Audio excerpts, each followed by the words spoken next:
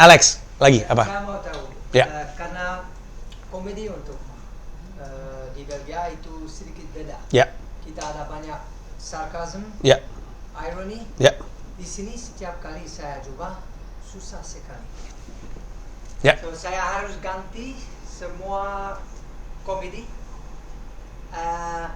untuk sukses di sini.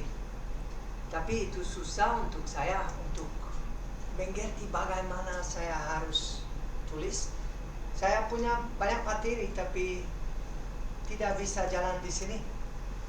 So saya coba mengerti tapi saya belum mengerti. Ada satu trik untuk mengerti. Oke. Alex, yang saya jawab pakai bahasa Indonesia nggak apa-apa ya, Alex? Ya kalau saya tidak mengerti. Tanya lagi aja ya. Soalnya kalau misalkan yang saya jelasin nggak ngerti, tanya lagi aja. Saya jawab pakai bahasa Indonesia karena jawaban dari pertanyaan kamu sebenarnya masih relevan sama teman-teman yang lain. Ya.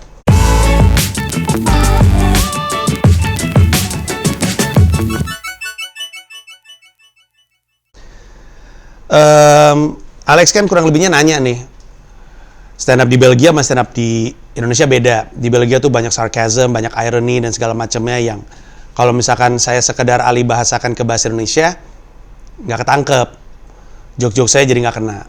Terus saya mesti bagaimana? Gitu kan kurang lebihnya. Ya. Hal yang sama juga terjadi ketika saya stand up dalam bahasa Inggris, Alex. Kayak di sini mungkin yang bahasa Inggrisnya paling bagus, Ical kelihatannya. Ben Danio ya. Ben Danio juga pasti tahu bahwa stand up dalam bahasa Inggris itu nggak sesederhana alih bahasa, ya kan? Karena yang paling susah, Alex, itu bukan bahwa di Belgia orang tahu irony dan sarcasm dan di Indonesia enggak. Orang Indonesia juga memahami sarcasm, memahami irony, tapi konteksnya yang beda. It's the context of the joke that makes it different. Not in the sense that you're using irony or sarcasm or whatever that is. It's the context of the joke. Nah, tapi kalau menurut saya, Alex, kendala Anda itu bukan di majas, bukan di sarcasm, tapi di delivery. Yang susah, Alex, and I really try to be blunt, because you know that's how comedians are, right? Yang susah dari kehadiran Anda di sini, Alex, sebelum Anda sudah ada satu bule yang pernah ikutan. Seorang perempuan, dan dia bahasa Indonesianya jauh lebih baik daripada Anda. Iya, dan mau nggak mau, karena di Suci 9, standarnya untuk bule di Suci, jadinya dia. Dan ini menyulitkan, karena menurut saya kendala Anda itu bukan di sini, tapi di bahasa. There's a rhythm in doing stand-up. It's almost like singing. Setiap kali saya tulis yang baru, ada banyak kata yang baru, dan saya tidak ada rasa sama kata yang itu.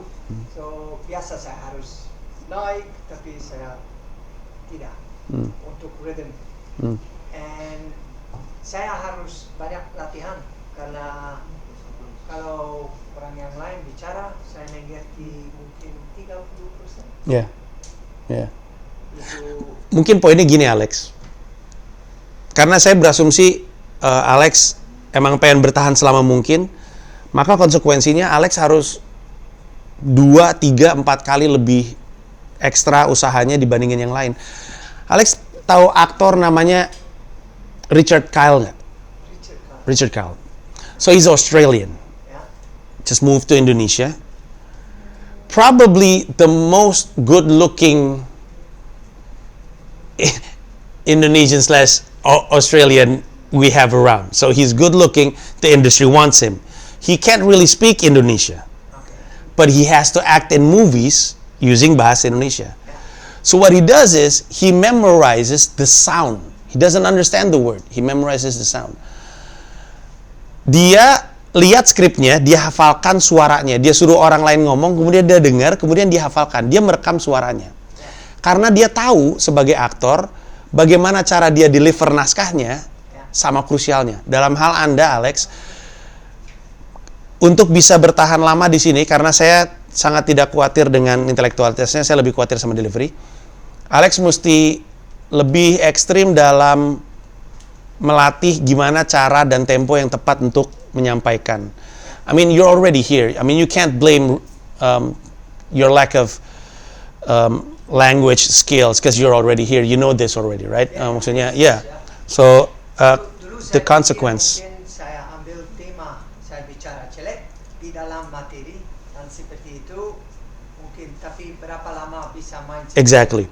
Yang jadi masalah, Alex, kita nggak mau orang ngetawain kamu. Kita pengen orang ngetawain materi stand up kamu. Dan itu adalah dua hal yang berbeda. Dan ini untuk yang lain juga. Kita nggak pengen orang ngetawain lu. Kita pengen orang ngetawain materi stand up lu yang berarti isi kepala lu. Jadi kalau misalkan, dan saya setuju sama Alex, sebaiknya kita tidak lama-lama bermain dengan bahasa jelek. Karena orang jatuhnya ngetawain Alex. Kita nggak mau itu. Kita pengen orang ngetawain sesuatu yang Alex konsep.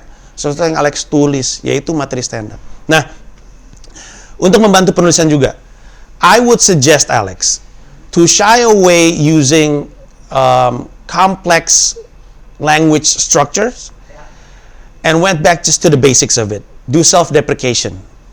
Just self-deprecate yourself. Kan di stand up tuh ada 3 level joke. Ngajak penonton ngetawain kita, ngajak penonton ngetawain orang lain, dan ngajak penonton ngetawain dirinya sendiri. Yang paling mudah memang adalah ngajak penonton ngetawain kita. Dan ketika saya bilang mudah, bukan berarti gampang. Maksudnya bukan gampangan.